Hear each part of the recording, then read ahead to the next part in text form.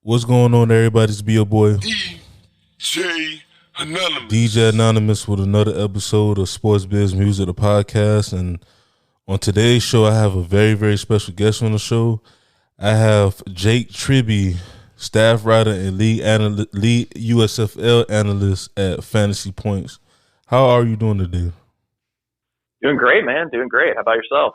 I'm doing good. Just, taking it easy, taking one day at a time.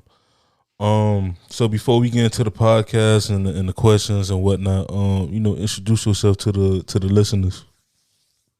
Yeah, so I'm a staff writer and the lead USFL analyst for FantasyPoints.com, as you said. Most of my work involves writing fantasy football articles, mostly revolved around daily fantasy sports, so like DraftKings, FanDuel, stuff like that. And I also will do work with best ball, so like the stuff you see on Underdog. And betting as well. Okay. And we're gonna talk about a lot about that today. But what I guess what made you want to get into this field as far as like fantasy sports and betting? Yeah. So it's a bit of a long story, but I've always loved sports my whole life. I played football growing up, played football in high school. And unfortunately, kind of tore my knees up in high school, so never really, managed to, pursue football, deep into high school or anything like that, and felt pretty burnt out on sports overall. When I left high school, but one thing that I did sort of find while I was injured was daily fantasy sports. This was right around 2014, 2015, so you really couldn't watch like an NFL game without seeing a FanDuel or DraftKings commercial. Right. And I figured like, okay, I'll check that out. Like, you see these commercials and all these guys are talking about winning all this money. I'm like, yeah, that sounds kind of fun. So I played and I was terrible at first, but I was immediately hooked. I thought this is so fun. This is awesome. Like I really want to figure out how to get good at this. And, ended up going to college and sort of took a break from DFS for a couple years. And something kind of changed when I did an internship. I went to the University of Cincinnati and they have a great, wow. Shout out to the Bobcats. Yeah. Great. They have a great program, their co-op program where they put you in internships. So you kind of take a semester off school and you work full time for like a semester, which is really great experience. And I ended up doing an internship, in an office. I won't say where, but I just hated it. I just couldn't stand it. Like I didn't understand how there were so many people who were just like content with this super boring office life. And so I figured like, all right, well, I have to do something to sort of, get away from that path. Cause I was, that's where I'd end up if I didn't do anything. And that was when I really started pursuing like DFS really hard. And at first it was just like, okay, I'll just take whatever extra money I can. I'll devote as much extra time as I can and just really dial in on DFS. And I started reading a lot of like Pro Football Focus content. I found one of my favorite writers, Scott Barrett, at the time. I was reading a lot of his articles. And eventually I kind of got to the point where I thought like, wow, I think I can write articles that's better than a lot of the stuff that I read. And so, I never really, I didn't write for a little while, but I, sort of played around with the idea. I ended up writing a little for fun, I think in the end of the 2018 season for the Super Bowl and posted some articles on Reddit that got pretty good reception. So that was a little encouraging. And then I found out that Pro Football Focus was actually located in Cincinnati. So and I think this is like a great thing that people can do is I just reached out to some people that work there on LinkedIn. And I said, basically, hey, can I have an internship?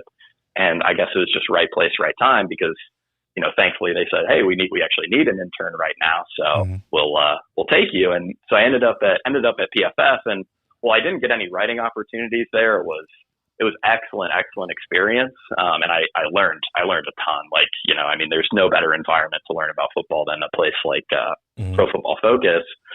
And, after that, I worked at Roto Grinders. They were kind enough to let me write about an idea that I had for a while on a way to sort of evaluate whether or not DFS players were like a buy low or a sell high based on salary movements, which and ended up not being like the most successful article ever, but I was very grateful for the opportunity because they were the only people who would let me write at the time. Mm-hmm. And near the end of the 2020 football season, I actually wrote an article called "Why Wide Receiver / Cornerback Matchups Don't Matter for Fantasy Football," because that was something that I had seen touted quite a bit online, was that, oh, you need to pay attention to the corner that's guarding the wide receiver, when you're evaluating fantasy matchup. And I thought that was incorrect because of how coverage works at the NFL level. Mm-hmm. It's extremely complicated, and it's very, very rare that you have one single player guarding another wide receiver for the entire game. That's true. So I basically just wrote an article like summarizing those thoughts, and I ended up getting, very, very lucky because it blew up on Twitter, and my current boss, Scott Barrett, ended up finding it, and he, basically slid into my DMs and was like, hey, we'd really like to hire you. And a few months later, I was working at fantasypoints.com. So it's definitely been quite a journey, and I've had to have quite a bit of luck involved. But it's been great, and I mean, I absolutely love the job I have right now. I mean, that's the sports industry in general. I remember, I got my bachelor's and master's, in sports administration. But I remember in my master's program, I actually went to St. Thomas University for my master's program. And a lot of, it had some people from different, you had people from Park and Rec, people that was athletic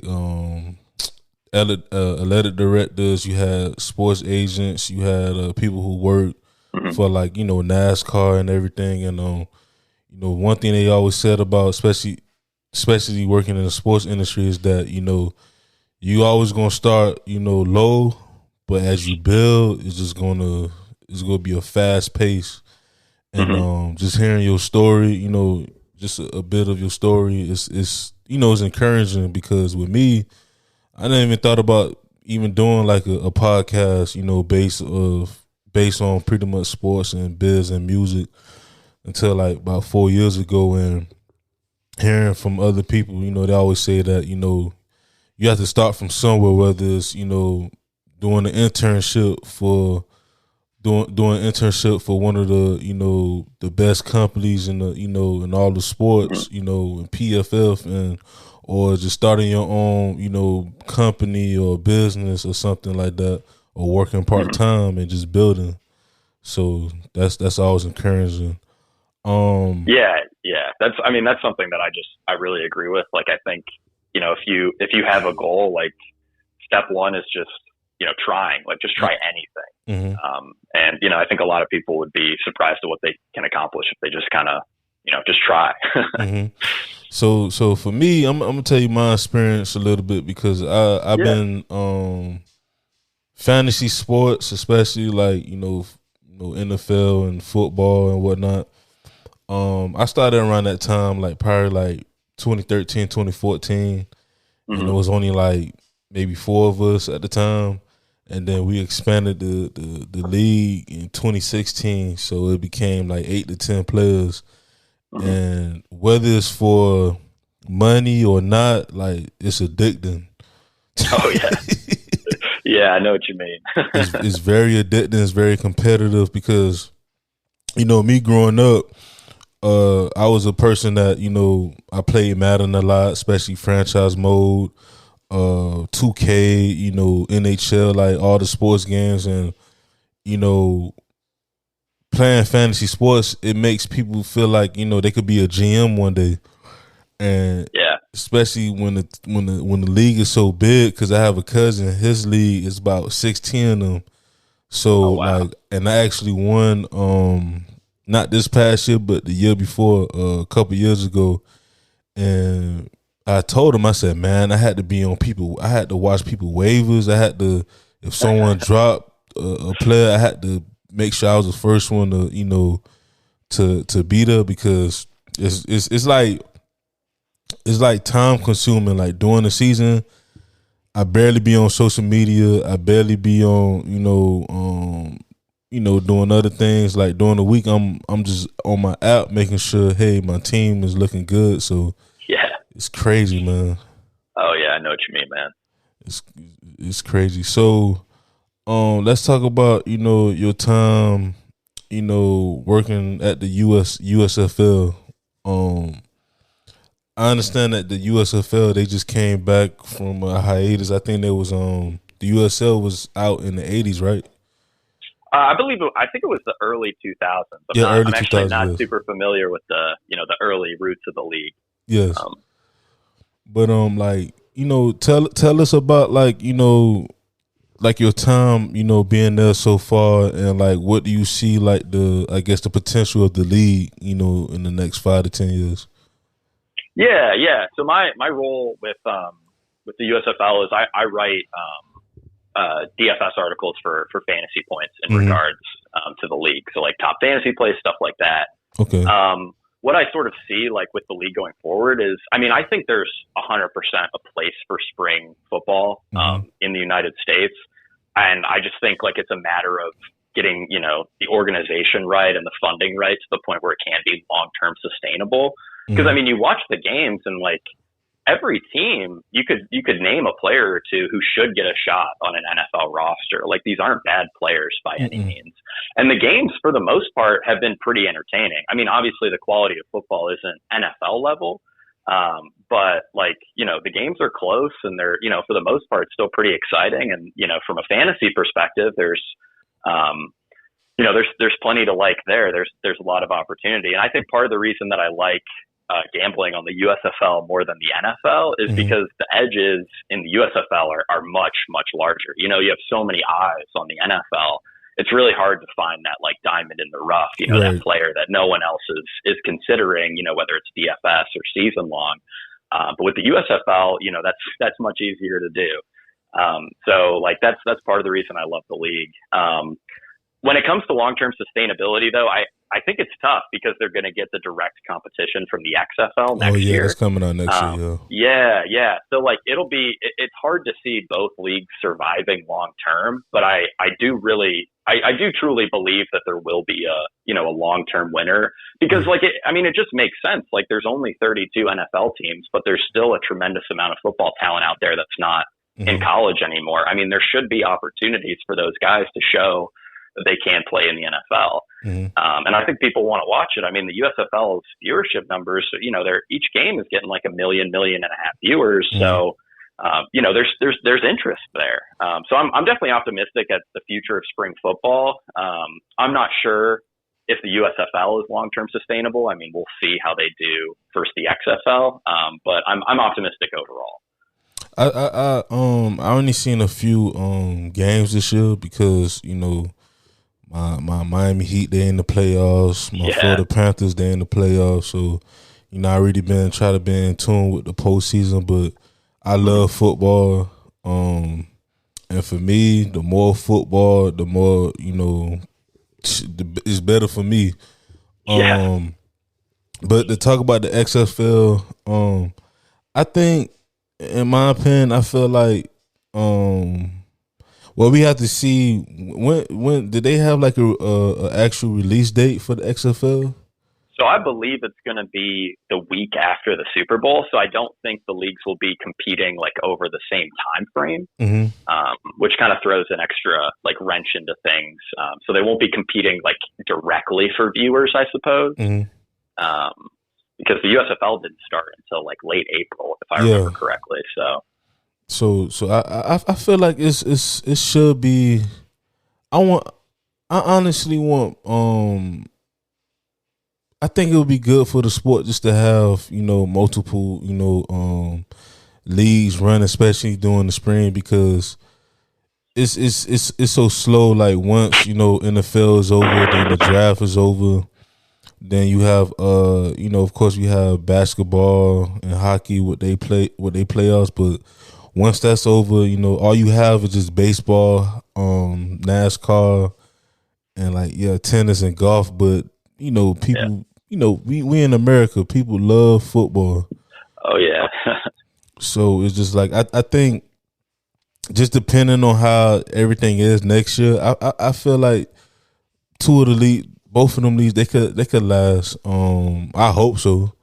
Especially with all this talent coming out, kids being undrafted, or even they do, get drafted, stuff just, happens, and it's always a next man up. So I always want to see players, revamp, because I know a lot of players from high school that, could have made it to the league, but they never had an opportunity, so, leagues like the USFL and the XFL could hopefully turn something, it may not be bigger than the NFL, but it could be something like that people will pay attention to, especially during the spring. Oh yeah, for sure. Like, I think a really good example of kind of what you said is DeAndre Johnson, who's one of the quarterbacks of the New Jersey Generals. Like, yes. he was a Florida State quarterback. Ended up getting kicked out of school. Then he ended up on Last Chance U. Mm-hmm. Never made it back to D1 again. But then you see him play in the USFL, and it's like, wow, this is a really good player. Like, this is a guy who should probably be on an NFL practice squad. Mm-hmm. And this is the only opportunity he's going to get to, to show that. And if it weren't for the USFL, he may never get that opportunity. So yeah, it's definitely great to see stuff like that. And what's your feelings on, like, I guess the new landscape of, as far as like sports betting? Because it's some states that's fully legalizing it. I'm from Florida, so I think platforms like FanDuel is not it's not legal to play here yet.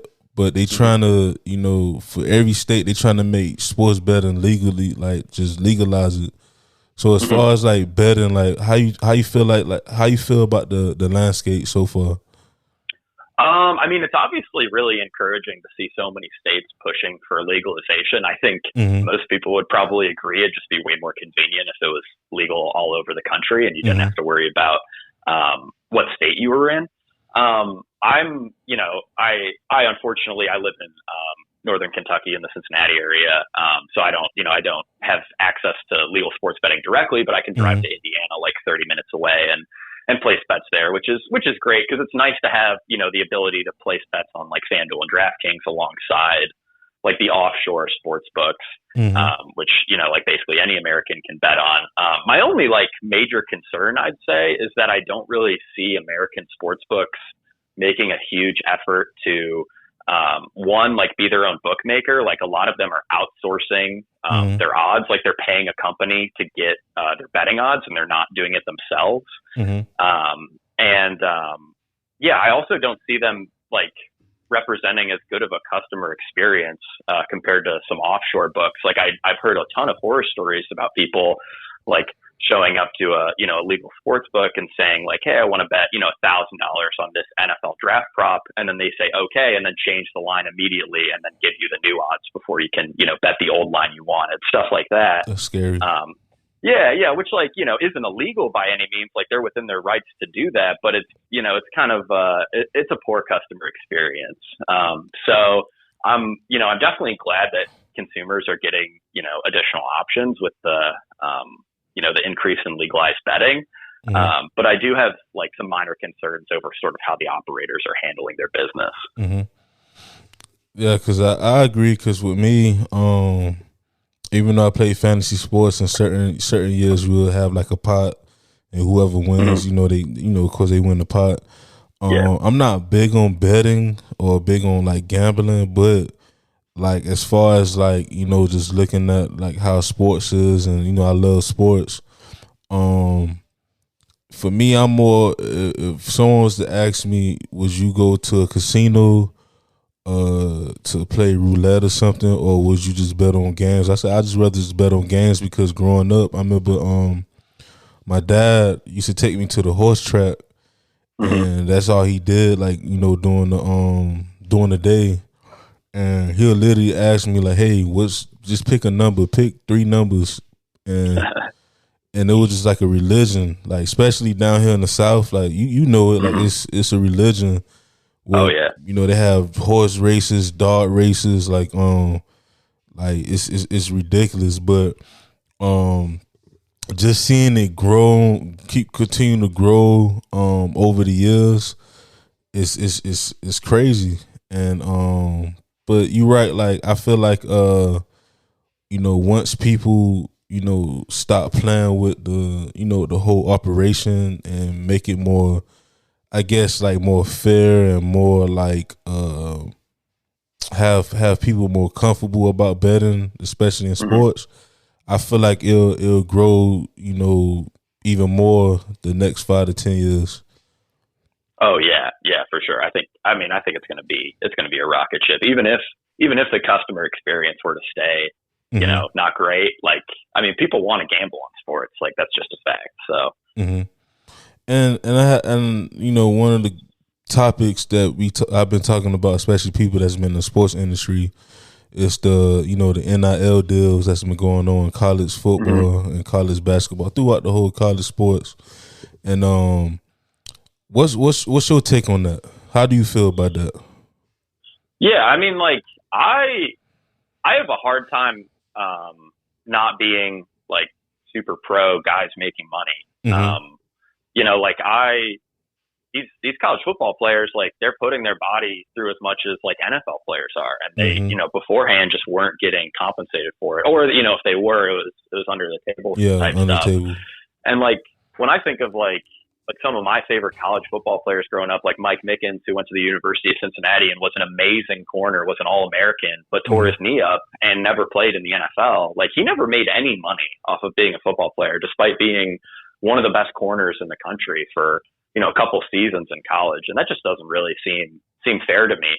I do understand, like, I kind of get the complaints where people say, like, oh, college football has now become like NFL free agency with no salary cap or whatever. But at the same time, it's like, what was happening, 10 years ago? Like, it's not like these guys weren't getting paid. It just wasn't out in the open. So I'm not sure you can really say like, it's a huge problem all of a sudden, because this has always been true. Like, we know, the big programs have been paying players for a while. Like, that's how that's part of the way they get, so many good players. So yeah, I mean, I always like seeing guys make money.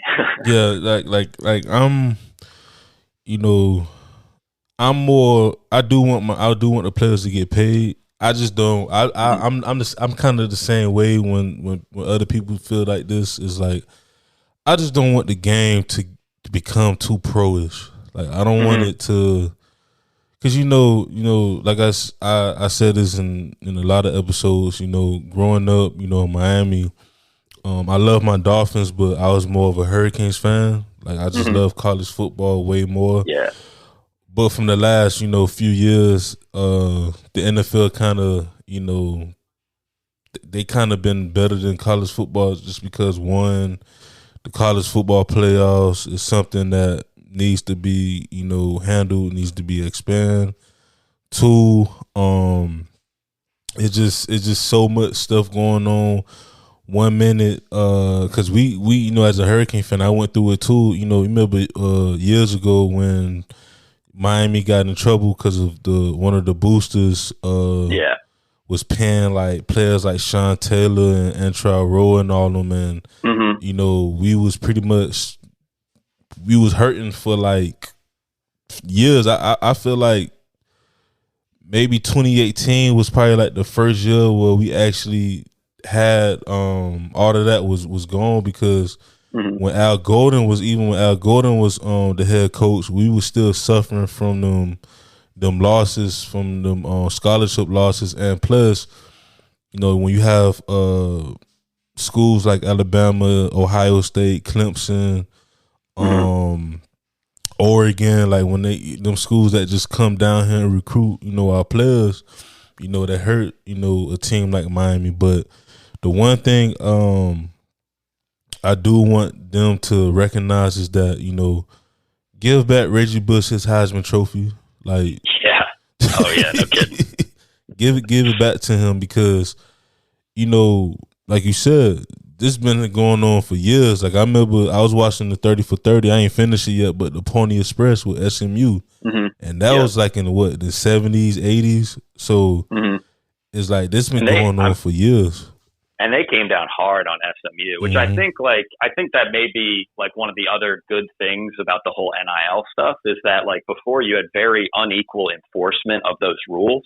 Like, schools like Miami and SMU got punished a lot more than, an Ohio State or Alabama would, maybe because they didn't get caught, but they were probably doing the exact same thing, right?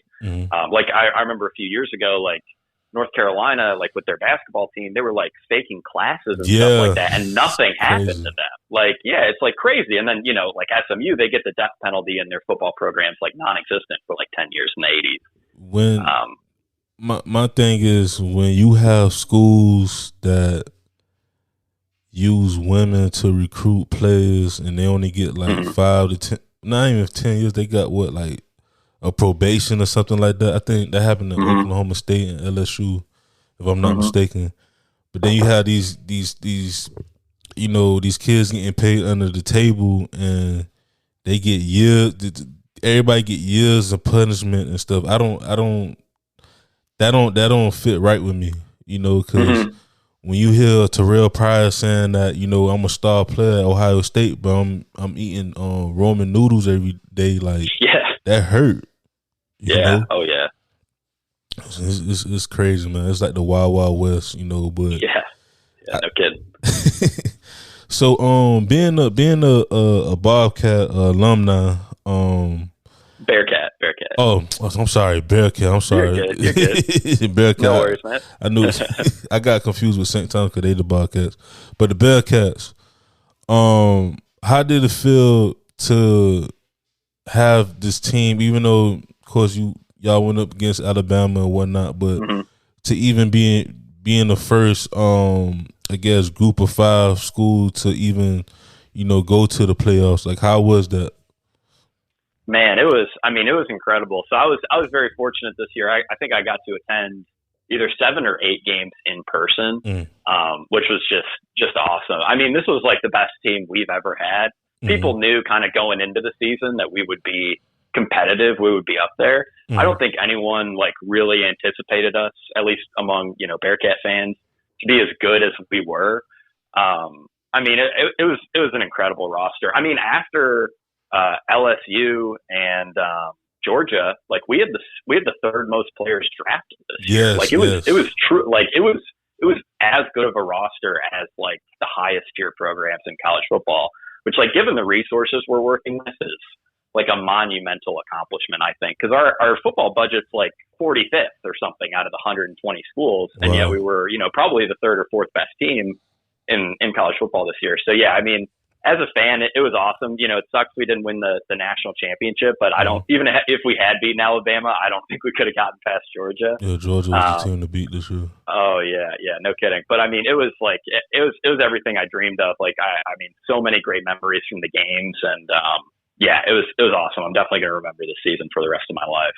And I was rooting for y'all because I like the underdogs. I like the smaller schools. Oh yeah. Like, me, I went to I'm a Hurricanes fan, but I attended FIU for my studies, and I just love the storylines of schools that smaller schools, smaller programs that's making the noise. And plus, anyway, like I was saying earlier, college football, one of the reason why it's kind of been lacking as far as like the seasons, it's so predictable now. Like, of course, with Georgia was kind of not surprising, but like we still had to wait maybe 4 or 5 games to see who was Georgia, and then after when they blew out Arkansas and they went on that run, we was like, yes, this is the team that's gonna win. With Alabama, Alabama, Clemson's, them 2 teams, you already know, even before they even get on the field, like, yeah, they're going to win the national championship. And just to see a team like Cincinnati to come in and just blow that open and say, hey, we're here, I love it. And then y'all going to be good. Y'all going to the Big 12, I believe, next year. Oh, right? yeah. Yeah, I think we have 1 year left in the American, and then we'll be in the Big 12 in 23, which is great because I think we're going to get at least 1 year of being able to play like Texas and Oklahoma before they go to the SEC. So that was like, those games will be awesome because like part of our problem too is like we could never get a home, like when we were in the American, at least we could never get a home game against a school like Texas or whatever. Texas. They wouldn't play us at our place. They'd make us play them, at Texas. So the opportunity to be able to play like these powerhouse programs at home, even though, Oklahoma and Texas are leaving the league soon, really excites me. But even when they leave, you still got teams like a Baylor. It's still a huge upgrade. Yes. Yeah, it's a huge upgrade over the existing league. I mean, there's a big difference between like playing East Carolina week 8 and playing West Virginia week 8, right? So it's different. Oh yeah. So I have a couple more questions for you. The first question is, I guess, where do you see yourself 5 to 10 years from now? Ooh, that's a good one. It's really hard to say. So I'd really like I love writing. I'd really like to stick with writing regardless. I guess it would really just be a matter of like sort of like what kind of content I am writing. One of my goals in the future is to hopefully, and I'm not sure if this will happen anytime soon, but to hopefully sort of regain more control of my own time. Not necessarily because like I want to work less or whatever, but because I just want to, there are certain things, like you could call them like vanity pieces or whatever, that I want to write that maybe don't fit in with, what my employer is going for. They may want certain kinds of articles and I may want to write slightly different articles, but, obviously, they pay me. So I got to do that. Maybe like ideally, hopefully gaining some more financial freedom so that I can have more of my own time to write, the pieces that I want to write for fun. I think would be great. I'd also really like to get to the point. So like I was very fortunate to have a great mentor in Scott Barrett sort of helping me learn how to write and all that. And while I don't think I'm quite at the point to where I could mentor someone else, I think in, 5 to 10 years, I definitely would be good enough to be able to do that. And I'd really like to help, someone else sort of get their foot in the door, with fantasy writing and, help them build connections and, figure out what it takes to be a great writer. I think that would be, a really special opportunity. Beyond that, I mean, I don't know. I guess I just really like to be the best writer I can be. And, I've always, DFS is like another thing that I've just been grinding so hard at for so long. And I've never, I've had some good wins, but I've never had like, the life changing, like 6-figure wins. Yes. So hopefully in 5 or 10 years, I can look back and say like, oh yeah, I won, 100K in like week 13 of, 2024 NFL or something like that. I would say those are probably like some of my immediate goals.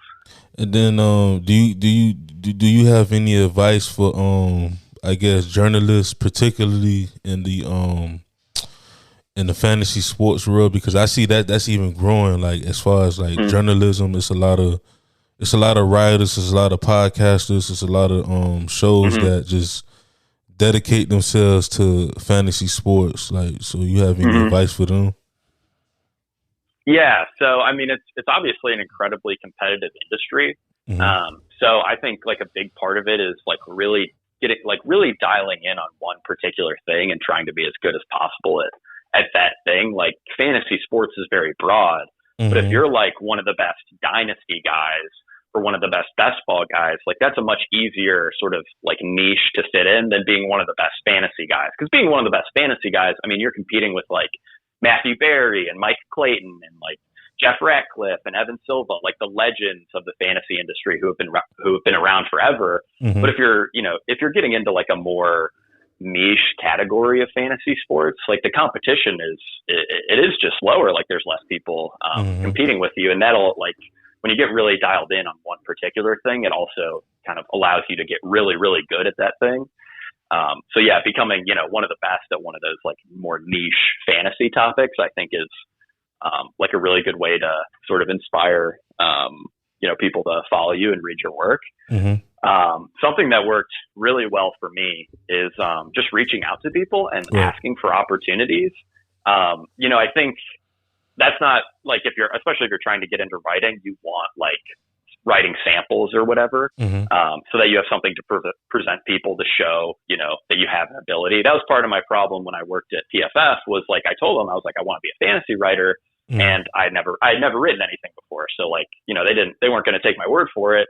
And I just never really ended up getting that opportunity there. And I had to sort of write on my own to prove to people that I, was capable of doing it. Mm-hmm. But yeah, like just reaching out to people and asking for opportunities, especially if you already have, some samples or something, I think is tremendously valuable, because you really never know when someone could be, looking for an intern or looking for, a writer. And a lot of the times, like, sites don't even, this sounds crazy, but a lot of the times sites don't even announce that they're looking for those people. Like, a lot of people in the fantasy industry are pretty well connected. So they might kind of say amongst each other, okay, we need a part-time staff writer. I know so-and-so, so-and-so, let's reach out to them and see what they can do. So yeah, just by reaching out, and sort of asking for opportunities, you might stumble upon a company who's like, oh, we actually were looking for someone, and we think your samples are pretty good. We'll give you a shot for this year. That was basically how I got all of my opportunities. And, I think there's plenty more out there, for the people who are determined to find them. Yeah, that's great advice, especially, we in this day and age where it's just so much. Every time you look, it's a new company coming up, and it's I wish I had this when I was in school. Yeah, if I was in school, I man, and I talk to a lot of college students, and I tell them too, especially with most of these internships right now, like, they're paid now, so not only that you're learning, and you learning the basics, and you learning more about the company and about your position and your career, but you also getting paid for that too. So that's like double, like, that's a double-edged sword. Like, you getting both the best worlds and stuff. So it's dope. Yeah, absolutely. My last question is, who's in your top 5 as far as like football players of all time? It don't have to be professional. It could be professional, college, football player. It don't matter. Just like top 5, football players of all time. Okay. Huh. All right. So this will probably have to be in no particular order. Okay. Reggie Bush would be the first one that comes to mind, because he was like I feel like, I was probably 8 or 9 when he was, like at the peak of his powers at USC. Oh, so we were around the same age, yeah. Yeah. So but watching him play, like, as a kid, I was like, I want to be that guy. Like, that's who I want to be. Like, I want to be the running back who's like making everyone fall over and stuff like that. So like, I loved watching Reggie Bush. And I think I had, what was it, NCAA football 05 or 06 or something. Man, that was, just so fun. Him, Linda White. Oh my gosh. Yeah. Another one that would be up there for me would be Alvin Kamara. He's just like, he moves like no one I've ever seen. Like, his balance is just incredible. So like, I've always felt so impressed with him. I think I could throw Lamar Jackson in there too, as like, that, like, when you're making NFL players fall over, like, you're just a ridiculous athlete. Ridiculous, yes. Yeah. So I like, those are two guys that I just like modern day that I just absolutely love to watch. I already mentioned him earlier, but one of my favorite players growing up was Mike Mickens at UC, just because he was such a great lockdown corner. He was also like very undersized too, and I have a lot of respect for guys who like play above their weight, so to speak. That's 4 guys. Who would round it out? Man, I think Pat Tillman from the old Bears teams, Peanut Tillman. He was like, that was he like when you talk about like physical corners, that's like one of the first that comes to mind. I mean, the peanut punch and all that, very famous for forcing all those fumbles. But like him, like growing up watching like him, I'm from the Chicago area, so watched a lot of him and like Urlacher on that defense. And that was really impressive, and definitely some formative memories there. Yeah, I'm glad you spoke about that Bears defense, especially with Rex Grossman at quarterback. I tell people this all the time. Oh man, yeah. Rex Grossman was so lucky to have a team like that, especially that defense. Oh my God! Like it was so many. He had no business being in the Super Bowl, and the rest of the team just carried him there. It was. I think Lance Briggs was on that team too, right? It was a lot of people that was on the team. Oh yeah, it was an excellent team. They were amazing, and in the Super Bowl, it really just came down to one team had Peyton Manning and the other team had Rex Grossman. Yeah. And you had Devin Hester. That was fun to watch. Man, I just remember going absolutely nuts with my family when he returned that opening kickoff. I couldn't believe they kicked it to him. No one thought they were going to kick it to him, and they did. So before we end the podcast, you have any shout outs, any recognitions before we close it out? Yeah. So fantasypoints.com is where you can find all my work. We have an incredible staff of writers, me, Graham Barfield, Scott Barrett, Wes Huber. If you're interested in USFL, I publish a weekly piece. Typically comes out either Friday morning or Friday afternoon, depending on what the schedule is for games that week, where I just go over like the top DraftKings plays for tournaments. So yeah, if you're playing any USFL DFS, definitely check that out. And then, for the rest of the off season, I'll be writing primarily about best ball. So like, those underdog contests and stuff like that, talking about, values, sleepers, all different kinds of things. And then, once football season starts, I'll be back on the NFL DFS grind. So I'll probably be publishing, 3 to 4 articles a week related to that. So if you want to check any of that out, follow me on Twitter at Jake Tribbey, and check out fantasypoints.com. And I will be following you because, man, I'm trying to win all 3 of my leagues this year. One particular. I wish you luck, man. Thank you, because one league I'm always either ranked one or second in the league, and I always lose in the second round. Like that's how crazy fantasy sports is. Yeah. It's that's the other thing too, is like, you could have the best fantasy team all season, but the playoffs, it's just 1 week. So, you may have the most overpowered team possible and you still just get unlucky and lose that week. So either with injuries, injuries, people rest, it's ridiculous. But yeah, man, thank you for coming on the show, man. I appreciate you taking your time, just to come on the show. And hopefully you can come back on the show, and of course I'm gonna follow you and your news and everything and your articles. And man, thank you again.